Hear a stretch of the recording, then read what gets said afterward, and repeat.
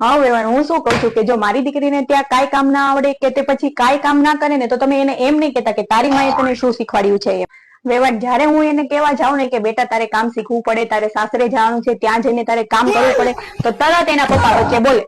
હા તો અને પાછા મને કે તારે મારી દીકરી પાસે કઈ કામ કરાવવાનું નહીં, એને કઈ કામ ચીંધવાનું નહીં, અને હા કે તારે મારી દીકરીની સામે નકરું બોલ બોલ બોલ બોલ નહીં કરવાનું. જો એના મનમાં હશે તો એ કામ કરશે, નહીતર નહીં કરે.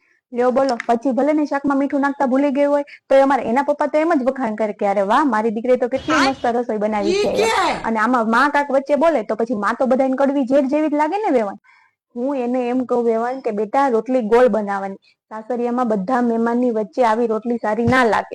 એમ નહીં તો બાપ દીકરી બે ભેગા થઈને શું બોલ્યા ખબર છે વેવાણ? રોટલી ગોળ બનાવો કે ચોરસ બનાવો, જવાની તો પેટમાં જ છે ને. અને પછી હું કઈ બોલવા વચ્ચે જાઉં ને તો પછી બાપ દીકરી બે ભેગા થઈને મને શિખામણ આપવાનું ચાલુ કરી દે વેવાણ. હા બસ, તમે સમજી ગયા ને? હા બસ એમ જ. ટૂંકમાં છે ને એના પપ્પા એ જ એને માથે ચડાવી છે. હા તો તમારે એને કઈ પણ કેવું હોય ને તો તમારે એમ કહેવાનું કે તારા બાપાએ તને શું શીખવાડ્યું છે એમ. મારું નામ તો વચ્ચે લેતા જ નહીં વેવાણ, કે તારી માએ તને શું શીખવાડ્યું છે એમ. હા હા બસ એમ.